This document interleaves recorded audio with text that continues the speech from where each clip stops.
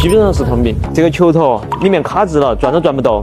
它主要是这个地方进水，你看当时还是召回去把这儿打了胶密封了的，但是还是阻止不了水进入里面去。所以说哈，特斯拉车型的上控制臂这个地方很容易出问题，基本上是通病。